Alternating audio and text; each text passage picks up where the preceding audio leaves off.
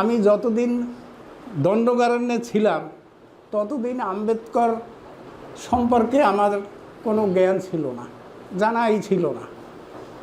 এটা আমি অকপটে স্বীকার করছি। তার কারণ হচ্ছে ওই সময় আম্বেদকর সম্পর্কে জানার মতো কোনো বইপত্রে কোথাও স্কুল বা কলেজের কোথাও পড়াশোনা হয়নি, হতো না। আমি যখন পশ্চিমবাংলায় আসি 1985 সালে, তখনই আমি বহুজন নায়ক পত্রিকা পড়ি। আমাদের শ্রদ্ধেয় রণজিৎ শিকদার মশাইয়ের লেখা যে আম্বেদকরের বাংলা অনুবাদ বইগুলি, সেইগুলি পড়ি। তারপরে অদল বদল পত্রিকার এইসব পড়ে টরেই আমার আম্বেদকরবাদ সম্পর্কে জানা, এবং তখন থেকেই আমি আমার নির্দিষ্ট পথ পেয়ে গেছি যে এই তো আমাদের পথ, এইটাই তো আমাদের চর্চা করতে হবে। তো সেই হিসাবে আমার সব থেকে আমি ঋণী অদল বদল সম্পাদক প্রয়াত বিমল বিশ্বাস মহাশয়ের কাছে। উপস্থিত আমার এখানে আমার পাশে বসে আছেন আমার শ্রদ্ধেয় কানাইলাল বিশ্বাস মহাশয়, আর অভিজিৎ মণ্ডলবাবু, শচীন মণ্ডলবাবু, এম আব্দুর রহমান, এবং সামনে যারা উপবিষ্ট আছেন সবাইকে আমার শ্রদ্ধা, স্নেহ, ভালোবাসা জানিয়ে দু চার কথা, যাই হোক, আমার কাছে যেসব জানতে চেয়েছেন এত কথা গুছিয়ে বলার মতো একসঙ্গে আমি হয়তো ভুলেও যাব কোনটা কোনটা বলা দরকার, এখন সব কথা মনেও থাকে না। তো যাই হোক, আমি সংক্ষিপ্তভাবে আমি বলার চেষ্টা করছি। আমার ছোট সময়ে যখন বুঝতে শিখেছি, তখন বুঝলাম আমরা একটা পরদেশে আছি। পরদেশ বলতে এই দেশটা আমাদের নয়, সেটা তখন পাকিস্তান, এবং পাকিস্তান একটা মুসলিম স্টেট, মুসলিম কান্ট্রি। তো যাই হোক, সেই হিসাবে দেখছি তখন লোকজন মাঝে মধ্যেই ভারতে চলে আসে, কেননা এদেশে থাকা যাবে না। আমার আশেপাশে যত উচ্চবর্ণীয় হিন্দু যারা, তারা যাদের অবস্থাপন্ন, তারা সবাই চলে আসছে। আবার কিছুদিন থেমে থাকে, আবার মাঝে মাঝে একটা পাকিস্তানে হিন্দু মুসলমানের একটা দাঙ্গার অবস্থার সৃষ্টি হয়, তখন আবার চলে আসে। এই দেখতে দেখতে আমরা বড় হয়েছি। তো আমরা অত ছোট সময়ে অত সব চিন্তা করতাম না। আমাদের যারা গার্জিয়ান ছিল তারা এসব নিয়ে আলোচনা করতো, তাই শুনতাম। আমার ছেলেবেলা থেকেই আমার একটা নেশা ছিল বই পড়া। আমি যে ক্লাসে পড়তাম তার থেকে অনেক উঁচু দরের বই পড়ার আমার একটা হতো। যে কোনো বই বলেই পড়তাম, হয়তো ভালো বুঝতাম না, তবু পড়তাম। তখন থেকে আমার একটা ইচ্ছা ছিল যে আমি একজন লেখক হব, কবি হব। তো আমি যখন ক্লাস 6-এ পড়ি, তখন আমাদের একজন হেডমাস্টারমশাই ছিলেন, তার নাম ছিল স্বর্ণকুমার মাঝি। তিনি খুব উৎসাহ দিতেন, কবিতা লিখতো, এই বিষয়ে কবিতা লিখেন। তো সেই সব লিখে নিয়ে গেলে পরদিন সে খুব খুশি, মানে সে যেন আনন্দে শিশুর মতো লাফাতো, চমৎকার চমৎকার, হ্যাঁ হ্যাঁ চালিয়ে যা। এই হিসাবে আমার একটা লেখাপড়ার মানে লেখার দিকে একটা ঝোঁক ছিল। তবে সেটা গদ্য সাহিত্য লিখবো বা বড় বড় গুরু গম্ভীর প্রবন্ধ লিখবো এমন ভাবনা তখন ছিল না, যে কবিতা লিখবো। তারপরে যখন আমি এরপরে কিছু কিছু মাঝে মাঝে লিখি বাংলাদেশের তখন তো পাকিস্তান, পূর্ব পাকিস্তান, সুপূর্ব পাকিস্তানের দৈনিক পত্রিকায় ওই ছোটদের জন্য আসর থাকে, সপ্তাহে একদিন বেরোয়, সেখানে কবিতা গল্প কিছু কিছু বেরোতো আমার, তাই আরও উৎসাহ বেড়ে যায়। তো এরপরে আমি যখন কলেজে ভর্তি হলাম, এটা 1963 সালে, 1963 সালে আমি এসএসসি পরীক্ষা পাশ করি। এসএসসি বললে তার আগে ছিল ম্যাট্রিকুলেশন। আমাদেরটাই ছিল প্রথম ব্যাচ এসএসসি, মানে সেকেন্ডারি স্কুল সার্টিফিকেট। তারপরে কলেজে ভর্তি হওয়ার পরে 64 সালে খুব জোরদার দাঙ্গা হলো পাকিস্তানে, পূর্ব পাকিস্তানে। সেই দাঙ্গার সময় কলেজ টলেজ যাওয়া সব বন্ধ হয়ে গেল। আমার যত বন্ধুবান্ধব, আমাদের মানে ক্লাসমেট যারা ছিল আশেপাশে পড়াশোনা করতো, তারা প্রায় সব এই দেশে চলে আসতে শুরু করলো। কিন্তু আমার কেউ নেই। আমাদের পরিবারটা খুব বিশাল পরিবার, অনেক ভাই বোন আমরা, আমাদের আসার কোনো সম্ভাবনা নেই। এইভাবে 64 সাল গেল। আমি 64 সাল যেতে যেতে আমি আর কলেজে যেতে পারলাম না, 1 বছর মাত্র পড়েছিলাম। তো তারপরে আমি কিন্তু আর লেখাপড়া শিখতে পারিনি, ওইখানেই আমার লেখাপড়া শেষ। তারপরে কিছুদিন একটা স্কুলে শিক্ষকতা করলাম। সেও আবার আমি যে স্কুলে পড়েছি, যে স্কুল থেকে পাশ করেছি, যে হাই স্কুল থেকে, সেই হাই স্কুলেরই হেডমাস্টার মশাই আমাকে ডেকে নিয়ে গেলেন যে তুই বাড়িতে বসে আছিস, তার থেকে আমাদের এখানে এসে, তুই তো 1 বছর সায়েন্স পড়েছিস, আর আমাদের ওই এসএসসিতে একটা সায়েন্স বিষয় ছিল, স্কুলে সায়েন্স টিচার নেই, তাহলে তুই সায়েন্স পড়া। আর আমি বরাবর ক্লাসে ফার্স্ট বয় ছিলাম, আমি জীবনে কোনো দিন কোনো ক্লাসে সেকেন্ড হইনি। তো সেই হিসাবে আমার হেডমাস্টার মশাই আমাকে ওই স্কুলে যেতে বললেন যে পড়াবার জন্য। তো আমি সেখানে এই দেশে আসা পর্যন্ত আমি শিক্ষকতা করেছি। ওই অঙ্ক এবং বিজ্ঞান আমি পড়াতাম ক্লাস 10 পর্যন্তই। আমার হেডমাস্টার মশাই কিন্তু ওই স্কুলের হেডমাস্টার কাম সেক্রেটারি, দুটোই ছিলেন। হেডমাস্টারের নাম ছিলেন মাখনলাল দাস। তিনি আমাকে খুব স্নেহ করতেন কিন্তু, সেই জন্যই আমাকে ডেকে নিয়ে, তো আমি তো তারপরে কি করব, আর ভালো লাগে না। হেডমাস্টার মশাই মাখনলাল দাস, তাকেও বললাম। শেষে উনি বললেন যে ঠিক আছে, যদি ওই দেশে চলে যেতে চাইস চলে যা। তারপরে 1965 সালের জুন মাসে আমি বাংলাদেশ থেকে, বাংলাদেশ তো তখন ছিল না, পূর্ব পাকিস্তান থেকে এই দেশে চলে আসি। কিন্তু আমি আমার পরিবারের থেকে একাই এসেছি, কিন্তু আমার পরিবারের আর কেউ আসেনি, এখনও আসেনি, এখনও তারা বাংলাদেশে আছে। তো এই দেশে এসে কোথায় থাকব, আমি প্রথমে শ্যামনগরে এক বন্ধুর বাড়িতে এসে উঠলাম। সেখানে পাশে এক বাড়িতে লজিং ঠিক করে দিল, সেই বাড়ির মানে ছেলে মেয়ে পড়াতাম আর থাকতাম। তারপরে হলো পাকিস্তানের সঙ্গে যুদ্ধ বেঁধে গেল 65 সালে, হয়তো আপনারা যারা বয়স্ক তাদের মনে থাকবে। সেই যুদ্ধের সময় আমি টাইফয়েডে পড়লাম, খুব অসুখ হলো, প্রায় 1.5 মাস ভুগেছি। তখন দণ্ডকারণ্য একটা জায়গার নাম কিন্তু নয়, আসলে সবাই ভাবে যে একটা জায়গার নাম। দণ্ডকারণ্য কোনো জায়গার নাম নেই, ভারতবর্ষে দণ্ডকারণ্য বলে কোনো স্থানের নামেই নেই।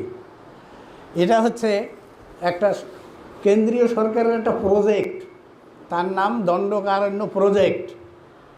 তো এটা কেন করা হলো? এটা করা হয়েছে রামায়ণের মধ্যে রাম লক্ষ্মণ সীতা যখন বনবাসে গেছে, সেই একটা দণ্ড হিসেবে গেছে। তো যেসব অরণ্যে ঘুরে বেরিয়েছিল তার নাম রামায়ণে দেওয়া আছে দণ্ডকারণ্য। কিন্তু প্রকৃত পক্ষে ভারতে কোনো জায়গা দণ্ডকারণ্য নেই। তো কেন্দ্রীয় সরকার, এই যে পাকিস্তান থেকে যত উদ্বাস্তু এসছে বাঙালি, তাদের পুনর্বাসন দিয়েছে বিভিন্ন রাজ্য সরকার, বিভিন্ন জায়গায় তাদের রাজ্যে যেভাবে যা দিয়েছে কেন্দ্রীয় সরকারের অর্থ নিয়ে। কিন্তু একমাত্র কেন্দ্রীয় সরকারের প্রচেষ্টায়, পরিকল্পনায় যে পুনর্বাসন কেন্দ্র, সেটার নাম দণ্ডকারণ্য প্রজেক্ট, দণ্ডকারণ্য প্রকল্প। তো সেইখানে আমার এক মাসতুতো ভাই আগেই গিয়েছে, সে ব্যবসা করতো সেখানে। সে এসে আমাকে নিয়ে যায় তার বাড়ি, সেখান থেকে আমি দণ্ডকারণ্য প্রজেক্টে শিক্ষকতার চাকরি পাই, প্রাইমারি স্কুলের শিক্ষক। সেটা হচ্ছে 1966 সালের আগস্ট মাসে আমি চাকরি পেয়েছি দণ্ডকারণ্য প্রজেক্টে। তো সেই সময় আমি সমস্ত উদ্বাস্তু গ্রামগুলি যে বাঙালিদের যেখানে পুনর্বাসন দেওয়া হয়েছে সেইগুলি সব দেখার আমার খুব প্রত্যক্ষভাবে অভিজ্ঞতা আছে। আজকাল দেখছি অনেকে দণ্ডকারণ্য সম্পর্কে লেখে কিছু কিছু পত্রপত্রিকায়, তারা কিন্তু সেখানে যায়নি। তারা ওই শুনে শুনে, গল্প শুনে বা কারো কাছে ওই কারো লেখা পড়ে এইভাবে লেখে তাদের ভাব দিয়ে, তাতে অনেক ভুলভাল তত্ত্ব আমি দেখতে পাই। তো অনেকে মানা একটা জায়গা আছে রায়পুরে, ছত্তিশগড়ের রাজধানী রায়পুর, সেইখানে রায়পুর থেকে 8-10 কিলোমিটার দূরে মানা, সেইখানে উদ্বাস্তুদের বিশাল ক্যাম্প ছিল। অনেকে সেইকে দণ্ডকারণ্য ভাবে, সেটা কিন্তু ঠিক নয়। মানা কোনো দণ্ডকারণ্যের মধ্যে নয়, মানা একটা ট্রানজিট ক্যাম্প।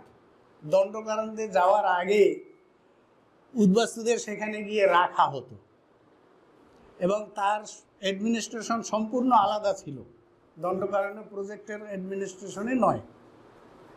যাই হোক, তো সেই চাকরি সুবাদে, শিক্ষকতার সুবাদে আমি উদ্বাস্তুদের যে কী করুণ অবস্থা, তাদের যখন ওখানে প্রত্যেক গ্রাম কিভাবে, সেটা ছিল পাহাড়, জঙ্গল, জঙ্গল মানে ভীষণ জঙ্গল। সেই জঙ্গলকে কোনো মানুষ দিয়ে কিন্তু নয়, সেই যন্ত্র দিয়ে, বড় বড় বুলডোজার দিয়ে সেই গাছগুলি কেটে ফেলে ঠেলে জায়গা পরিষ্কার করে, যেসব জায়গায় মাটি পরীক্ষা করে দেখা গেছে এইখানে ফসল হবে, সেই সব জায়গা চাষের জমি। আর অপেক্ষাকৃত একটু উঁচু জায়গা, সেইগুলি হচ্ছে গ্রামের জমি, যেখানে বসত বাড়ি হবে। তো এইভাবে সেখানে তৈরি করা হয়েছে গ্রাম। তো যে জায়গার মাটি আমাদের এইখানকার মতো সমতল নয়, পাহাড়ি এলাকা, সব প্রায় ম্যাক্সিমাম জায়গায় ঢালু, একদিকে জল বৃষ্টি হলে সঙ্গে সঙ্গে গড়িয়ে চলে যায়। সেইগুলি আমাদের লোকদের সমান করতে হয়েছে, লেভেল করতে হয়েছে জমিটাকে, যাতে বর্ষার জল হলে সেটা দাঁড়িয়ে থাকে। তার জন্য ছোট ছোট টুকরো টুকরো খণ্ডে খণ্ড করে তার আল দিয়ে রাখতে হয়েছে। এই জমিটা উঁচু, তারপরের জমিটা অনেকখানি নিচু, এইরকমভাবে জমিগুলি করতে হয়েছে। এবং এইগুলি আমাদের লোকেরা সব নিজেরাই করেছে পরিশ্রম করে করে। আর তখন ওই প্রত্যেক গ্রামে একটা প্রাইমারি স্কুল ছিল, হাই স্কুল ছিল না। একমাত্র পুরনো টাউনে, যেটা এখন ডিস্ট্রিক্ট টাউন হয়েছে, সেই সব টাউনে পুরনো একটা হাই স্কুল ছিল। তার ফলে কী হয়েছে, কিছু কিছু মিডিল স্কুল মানে ক্লাস 6 পর্যন্ত, 8 পর্যন্ত, এইরকম কিছু স্কুল মানে 10-20টা গ্রামের পরে গিয়ে একটা করা হতো। তাতে আমাদের ছেলেমেয়েদের লেখাপড়া ঠিক মতো করতে পারতো না, ওই প্রাইমারি পর্যন্তই। তাছাড়া তাদের গরু চড়াতে যেতে হতো, গরু দিয়েছে সরকার থেকে, সেই গরুগুলি যখন মাঠে ছেড়ে দিলে পাহাড়ের ওপাশে গেলে আর ফিরে আসতে পারতো না বাড়ি চিনি, এই জন্য গরুর সঙ্গে সবসময় লোক থাকতে হতো। তো ছেলেপেলে দিয়ে গরু চড়াতো, এই জন্য স্কুলে, প্রাইমারি স্কুলেও ছাত্র পাওয়া যেত না, আমাদের বাড়ি বাড়ি গিয়ে ডেকে আনতে হতো। এইভাবে জীবন তখন ছিল। আমি এইভাবে, তারপরে আস্তে আস্তে হাই স্কুলও হলো, কিন্তু কলেজ কোথাও ছিল না। একটা প্রাইভেট কলেজ হয়েছে অনেক দূরে। আমি সেখানে অনেক দূরের যেসব ছেলে মেয়ে, তারা ওখানে এসে কোথায় থাকবে, কিভাবে পড়াশোনা করবে, এরকম কোনো ব্যবস্থা ছিল না।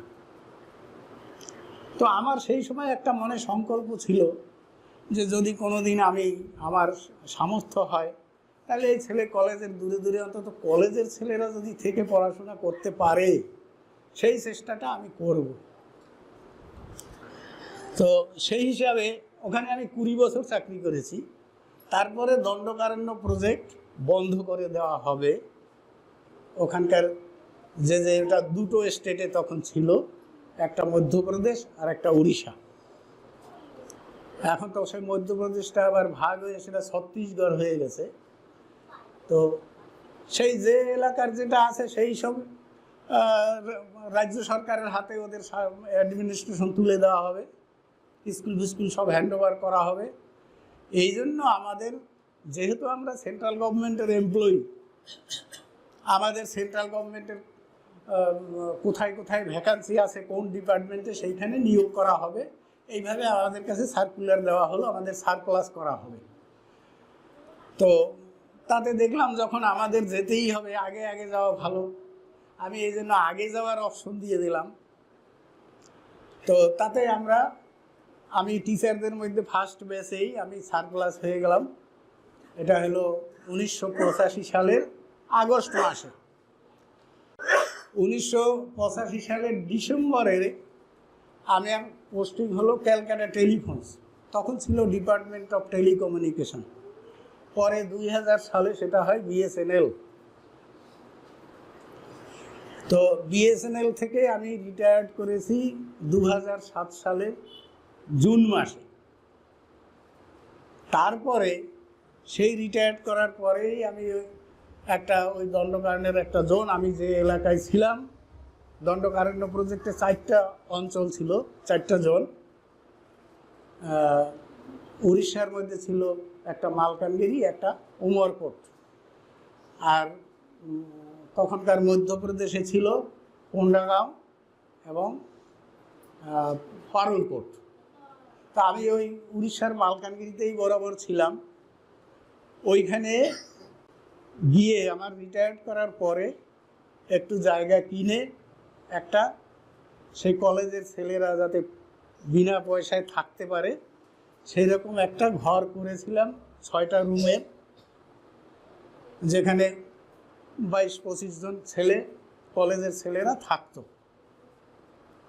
তো সেটা পরবর্তীকালে আমার ইচ্ছা ছিল ওটাকে একটা ট্রাস্টি বোর্ড করে তাদের হাতে দিয়ে আসব, কিন্তু পরবর্তীকালে আমি যেসব কমিটি বানিয়েছিলাম তারা আস্তে আস্তে সরে পড়ল, তারা আস্তে আস্তে নানান অজুহাত দেখিয়ে আর কেউ ইন্টারেস্ট থাকলো না। মাঝখানে 1 বছর হোস্টেলে ছেলে থাকা বন্ধই হয়ে গেল। তারপরে আমি নিজে গিয়ে 5 বছর কন্টিনিউ থাকলাম এবং যা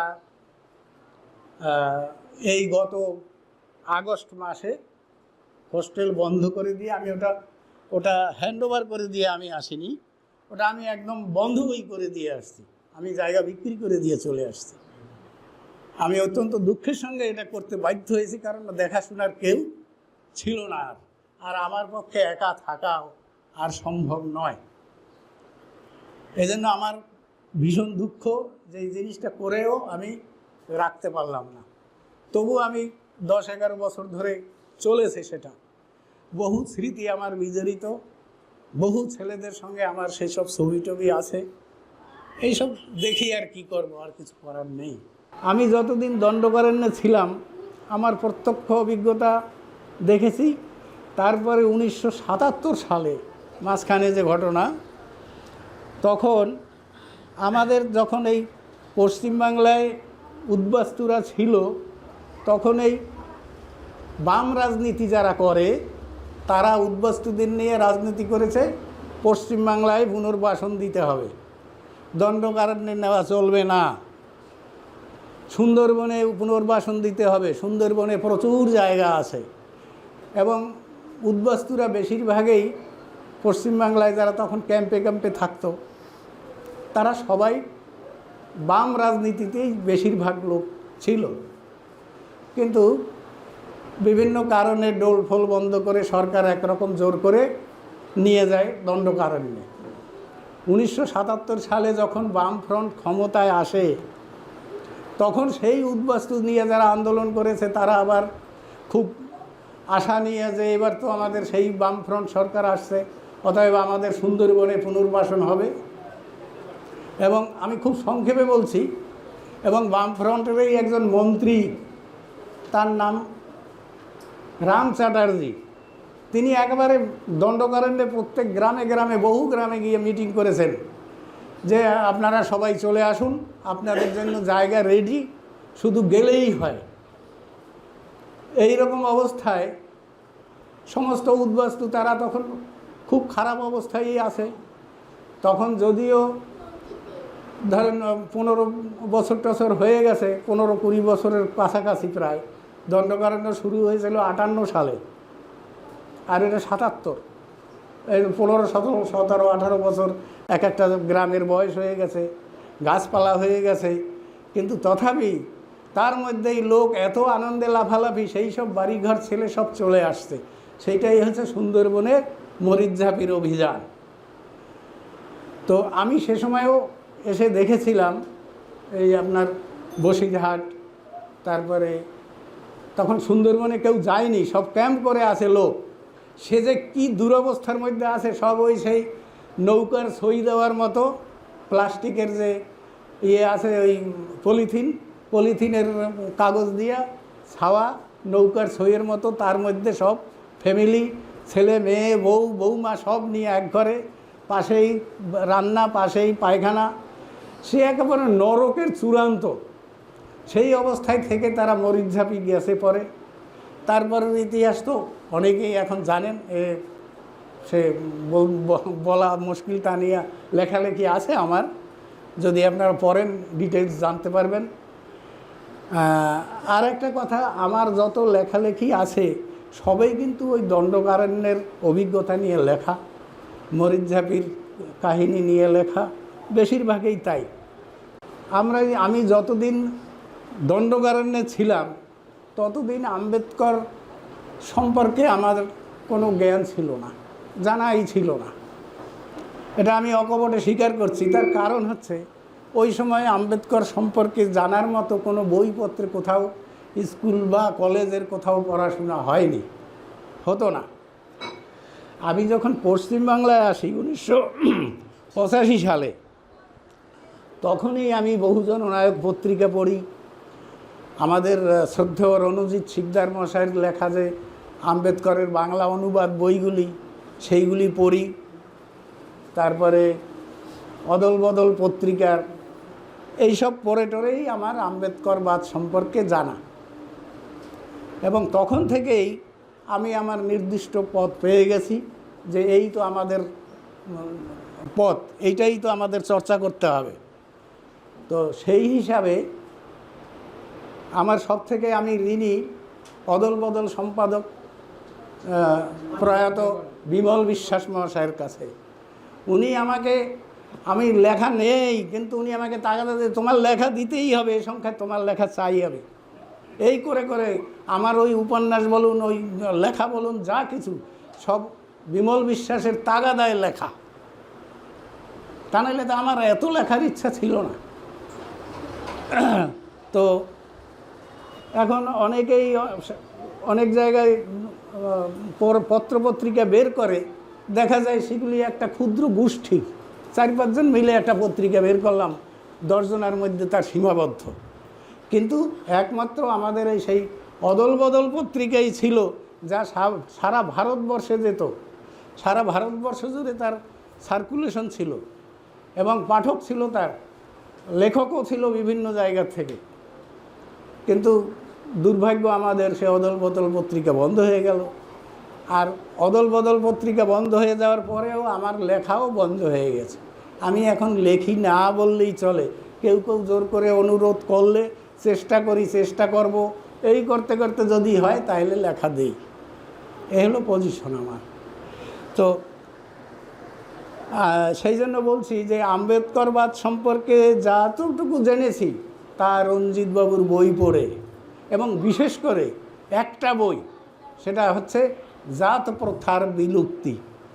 হ্যাঁ, আর এছাড়া ওই সময় আমাদের কাশিরামজির যে একটা আন্দোলন সারা ভারত জুড়ে, বাংলায় ওনার সঙ্গে আমার, ওনার মিটিংয়ে আমি 2বার থাকার সৌভাগ্য আমার হয়েছে, দেখেছি।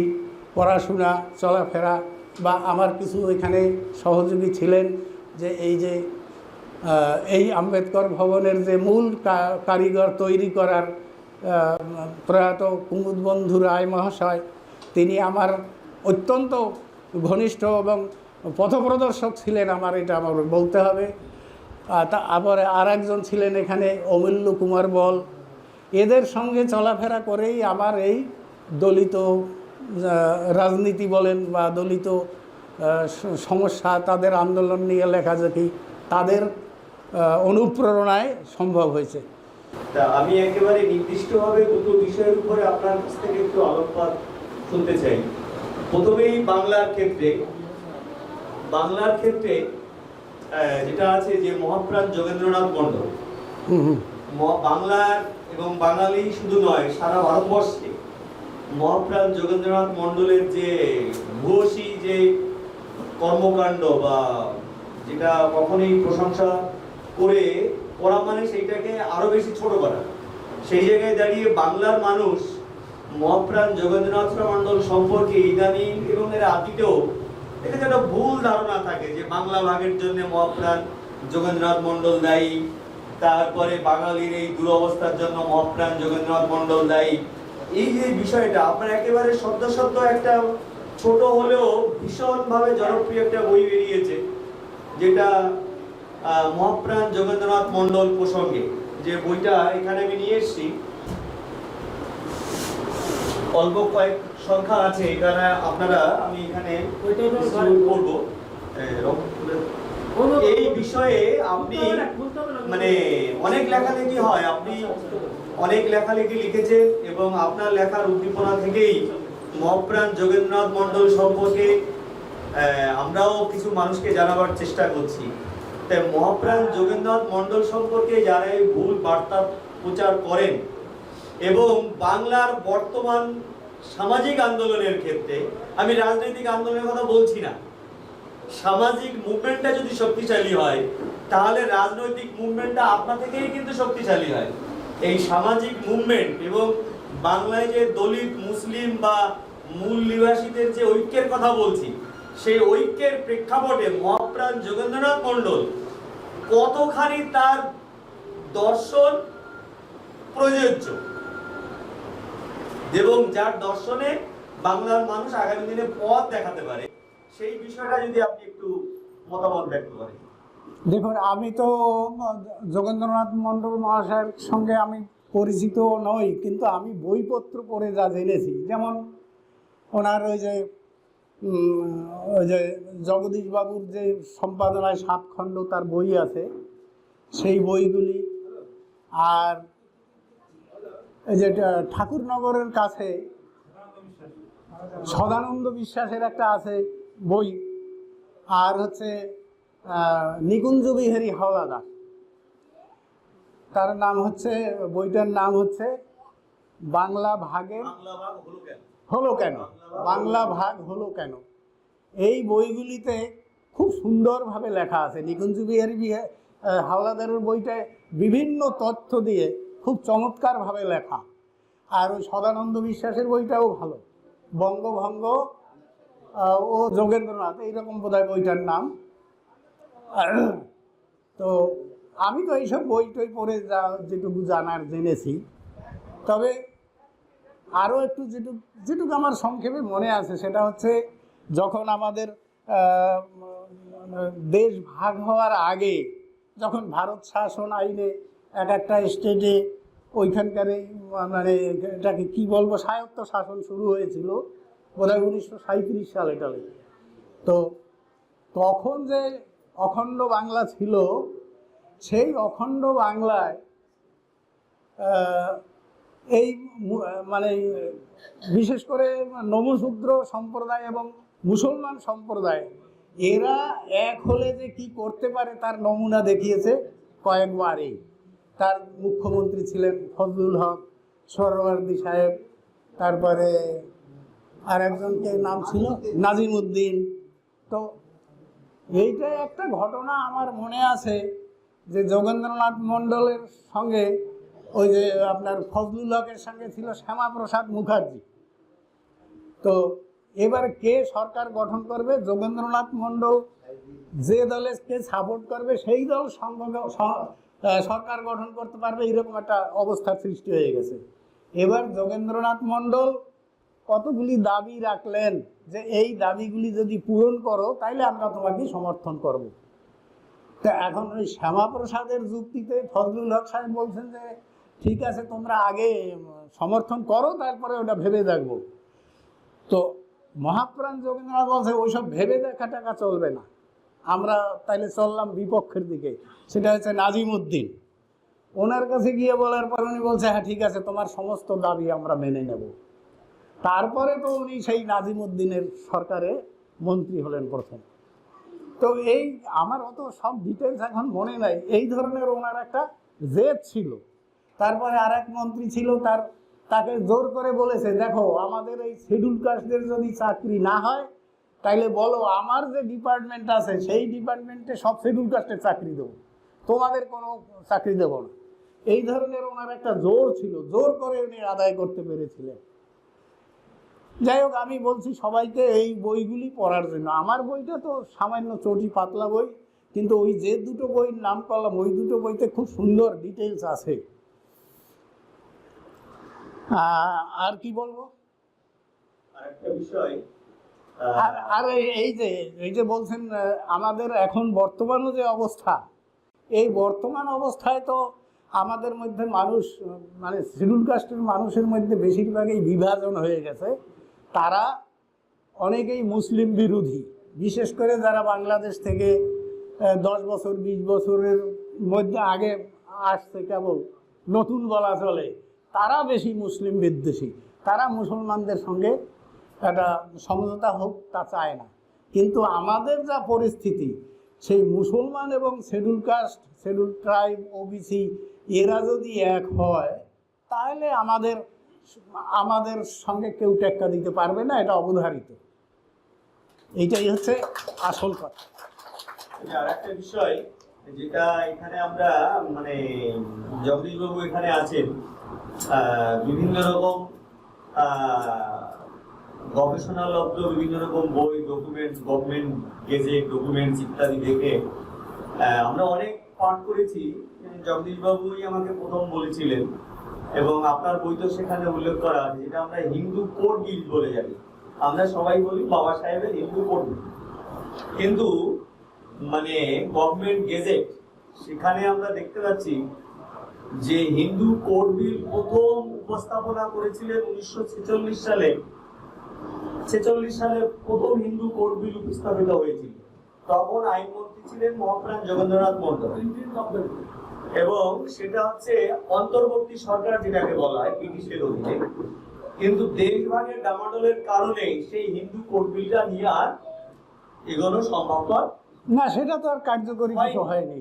কিন্তু দেশভাগের পরে 1948 সালে এসে সেই যখন আবার হিন্দু কোড বিলটা একেবারে মহান মহতি বাবা সাহেবের হাতে পড়ে, বাবা সাহেব সেই হিন্দু কোড বিল মানে মহাপ্রাণের যে খসড়া হিন্দু কোড বিল সেইটাকে তিনি হাতে পেয়ে একেবারে সংশোধন সংযোজন করে 1948 সালে আবার দেশ স্বাধীনের পরে পার্লামেন্টে পেশ করলেন। এটা কিন্তু বাবা সাহেবের নিজের লেখা বইতে দেখানো ডকুমেন্ট রয়েছে, এবং নম্বর বিভিন্ন জায়গায় রয়েছে, যেটা কিন্তু আমাদের অজানা ছিল। এই যে একটা মহৎ কাজ মহাপ্রাণ যোগেন্দ্রনাথ মন্ডল দেখে গেছিলেন, এবং যোগ্য লোকেরা, একেবারে স্পষ্ট কথা, যোগ্য লোকেরা।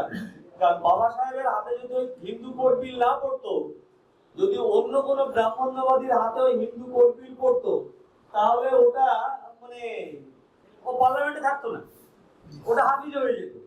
তাহলে যোগ্য লোকের প্রস্তাবিত খসড়া 1946 সালে পার্লামেন্টে ছিল। আমাদের বাবা সাহেব তিনি যেটা সন্ধান পেয়ে সেইটাকে আরো পরিমার্জিত করে করলেন। এই যে বিষয়টা, এরকম তো অনেক ইতিহাস রয়েছে যে মহাপ্রাণ সম্পর্কে কিন্তু আমরা অনেক, এইটা নিয়ে দেখা যাচ্ছে যে আমাদের মধ্যে যে সারা ভারতবর্ষব্যাপী যে বাংলা, ওই ভাই বলছিল যে আমরা একটা দেশ ছিলাম, বাংলাদেশ দেশ, স্বাধীন দেশ থেকে রাজ্য হয়েছি, এখন একটা মানে কেন্দ্রশাসিত রাজ্য বা অঞ্চল হিসাবে মানে পরিগণিত করা যায় কিনা বাংলাকে, তার একটা তোড়জোড় চলছে। তার মানে বাংলাকে বাবা সাহেব কিন্তু নিজেই স্বীকার করে গেছেন যে এই যে খসড়াটা এটা মহাপ্রাণ করে গেছিলেন, আমি সেইটাকে নূতন রূপে এইটার জন্য আমার লড়াই করছি। হিন্দু কোড বিলে অনেক ইতিহাস আছে। তাহলে এই যে বিষয়টা, তাহলে মহাপ্রাণকে চেপে দেওয়ার যে কৌশল, যে ভাবনা চিন্তা, সেইটা ব্রাহ্মণ্যবাদীরা যতটা করছে, ততটা আমার সমাজের মানুষও কি সেই একইভাবে মহাপ্রাণকে চেপে দেওয়ার চেষ্টা করছেন, যাতে এই বাংলা বা এই বাঙালি এর অস্তিত্বটা যাতে টোটালটা একেবারে একটা আরো দুর্বল থেকে দুর্বল জায়গায় চলে যায়? না, এরকমই তো দেখতে পাচ্ছি এখন। এই যে এখন যত ফেসবুকে দেখি, তাতে মহাপ্রাণ যোগেন্দ্রনাথ মণ্ডলের বিরুদ্ধে যারা লেখে, তার মধ্যে বেশিরভাগ হচ্ছে বাংলাদেশি নৌমো, একবার পরিষ্কার কথায়। হ্যাঁ, এবং এই দেশে এসে তারাই তার বিরোধিতা করে। এর কারণটা আমি জানি না, এর ইন্ধন কারা যোগায়। হ্যাঁ, আমার যে চটি বইটা কিন্তু সেই ফেসবুকে যেসব লোকে করে তাদের উত্তর দেওয়া, তাদের প্রশ্নের উত্তর আকারে লেখা বইটা।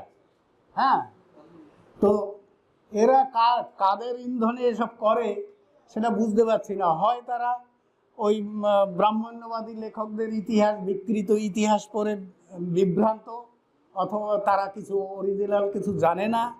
কিন্তু আমি লক্ষ্য করে দেখেছি, একদল আছে তারা গোয়ার তুমি করে, তাদের প্রশ্নের উত্তর সঠিক দিলে তারপরও তারা অন্য রকমের ট্যাংরামি করে। হ্যাঁ, যার জন্য আমার ওই বইটা সেই হিসাবে লেখা।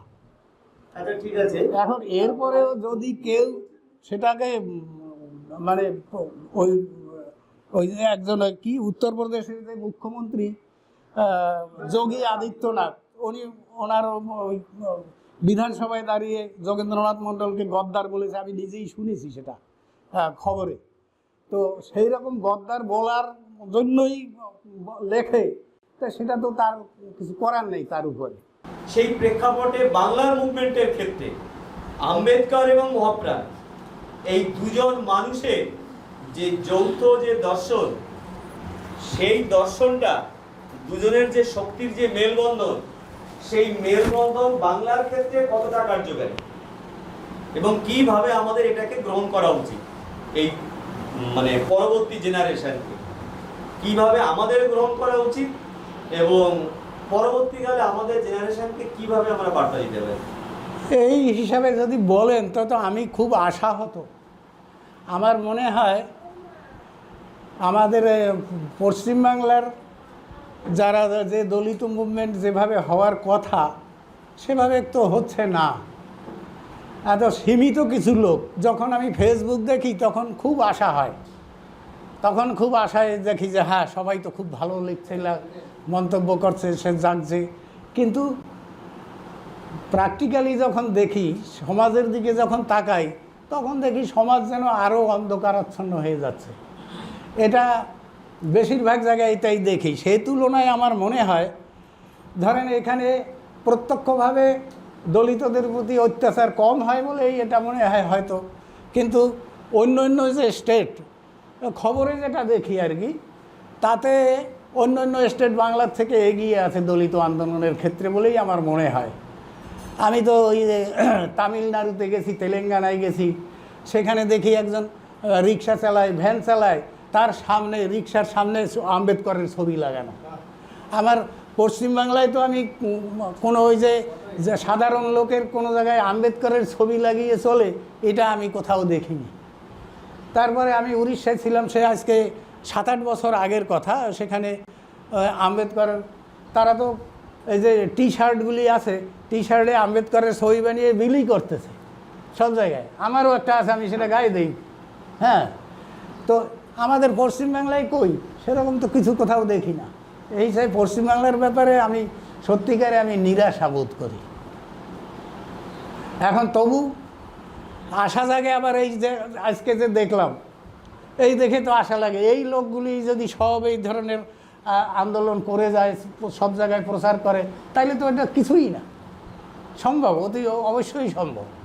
বাবা সাহেব এর যে ধনঞ্জয় কীরের যে বাংলা অনুবাদ, বাবা সাহেব আম্বেদকর, যেটা আপনি অনুবাদ করেছেন, প্রকাশ করেছেন পরিমল রায়, এবং শেষ যে অনুবাদটা আপনি করেছেন বাংলার ক্ষেত্রে বলছি, যে বুদ্ধা অ্যান্ড হিজ ধম্মা, এবং যার সঙ্গে ভারতবর্ষ পরাধীন হওয়ার কারণ হিন্দু ধর্ম, এরকম আরো অগণিত বই আপনি অনুবাদ করেছেন। তা আপনার কাছে জানতে ইচ্ছা করছে, এবং ভারতবর্ষ পরাধীন হওয়ার কারণে হিন্দু ধর্ম বইটা কিন্তু বিশেষ করে বাংলায় কিন্তু খুব দুর্দান্তভাবে চলছে, যেটা মলাইদা বলতে পারে যে প্রচন্ড চাহিদা। সেই ক্ষেত্রে মানে আর কি বই অনুবাদ করে আপনি দিয়ে যেতে চাইছেন আমাদের কাছে? শেষ যে প্রশ্নটা আপনার কাছে করতে চাই, যেটা জানার ইচ্ছা, যে আমাদের সমাজের বহু মানুষ বহু বই লেখে এবং এই বিভিন্ন এক একজনের লেখা, বাবা সাহেবের দর্শন, মহাপ্রাণের দর্শন, এগুলো আমি তো মানে এটা নিয়ে তো কোনো রকম বিতর্ক বা দ্বিমত থাকাই উচিত নয়। সেই জায়গায় দাঁড়িয়ে যে যারা নতুন প্রজন্ম আসছে বা এখনকার প্রজন্মের যারা কলমচি, মানে যারা কলম দিয়ে লিখছেন বা লেখালেখি করছেন, তা আমার অনেক ক্ষেত্রেই মনে হয় যে আমাদের সমাজের মানুষকে ভুল বার্তা দিচ্ছেন, মানে ভুল তথ্য পরিবেশন করছেন। সেই ক্ষেত্রে যারা যারা লেখেন তাদের কাছে আপনার কি বার্তা, যে আমার সমাজের মঙ্গলের জন্য কিভাবে লেখা উচিত? কি মনে হয়? আচ্ছা, অনুবাদের কথা যখন বলছেন আমি বলছি, আমি আরও কয়েকটা বই অনুবাদ করে রেখেছি, ছোট ছোট বই, সেগুলি এখনও ছাপা হয়নি। আর এরপরে আর একটা বই আমি অনুবাদ করছি, ওটা হয়তো আমার আরও 6 মাস 1 বছর লেগে যাবে। হ্যাঁ, বাবা সাহেবের বই, সেটা রঞ্জিতবাবু অনুবাদ করেছেন, কিন্তু উনি একটু সংক্ষিপ্তভাবে করেছেন, অনেক বাদ দিয়ে গেছেন। আমি মূল বইটা দেখে যা দেখলাম, উনি একেবারে জিস্ট মতো করেছেন। সেটা হচ্ছে কংগ্রেস ও গান্ধী অস্পৃশ্যদের জন্য কি করেছেন। সেই বইটা আমি এখন অনুবাদ করছি, আমার 10ম অধ্যায় চলছে এখন। তারপরে তার পরিশিষ্ট আছে অনেক, এই জন্য বলছি যে হয়তো 1 বছরও লেগে যাবে। আর ছোট ছোট কয়েকটা বই আছে যেগুলি আমাদের সমাজের প্রত্যেকের জানা উচিত, পড়া উচিত। যেমন রামায়ণ সম্পর্কে একটা ছোট্ট বই আছে 48 পৃষ্ঠার, যে রামায়ণের সম্পূর্ণটা কাল্পনিক এবং কল্পনার সঙ্গে কোথার থেকে কোন কাব্যের সাহায্য নেওয়া হয়েছে, এই সমস্ত কিছু তথ্য এই বইটার মধ্যে আছে। তারপরে আর একটা আছে, এটা উড়িয়া লেখকের বই, এটা হচ্ছে ব্রাহ্মণ্যবাদের স্বরূপ। এটাও খুব ছোট বই, কিন্তু অত্যন্ত প্রয়োজনীয় আমাদের, যে ব্রাহ্মণ্যবাদ জিনিসটা কি তা খুব চমৎকারভাবে সেই বইটার মধ্যে আছে। আর এছাড়া আর যারা লিখবেন বা অনুবাদ করবেন, যাই হোক, তারা লেখেন, এখন অনেকেই তো লেখছে অনেক বই, কিন্তু কেউ লেখে বাক্য এত জটিল করে ফেলে, সেটা বুঝতে, একটা বাক্য পড়তে 3 বার না পড়লে বোঝা যায় না কি বলতে চাইছে। এইটা আমার অপছন্দ। আমি চাইছি সহজ সরল ভাষায় লিখুন। আমরা কেউ বঙ্কিমচন্দ্র হওয়ার চেষ্টা করার উচিত না কারো।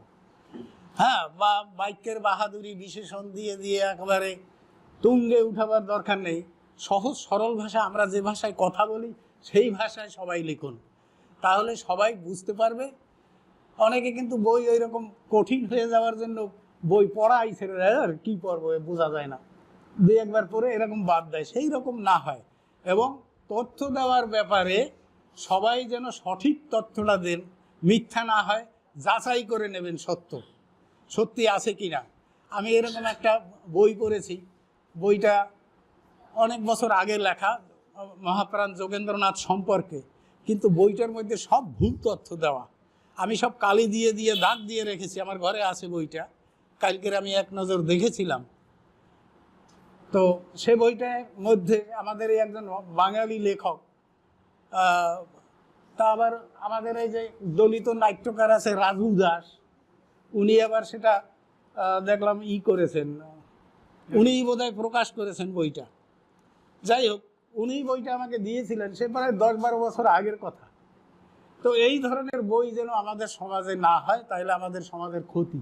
তো আজকে উনি মূল্যবান সময় আমাদের মধ্যে দিয়েছেন, অনেক কথা বলতে পেরেছেন, এবং যে কথা উনি বলতে পারেননি, সেই না বলা কথাটা ওনার ছোট ছোট লেখা বইয়ের মধ্যে আছে।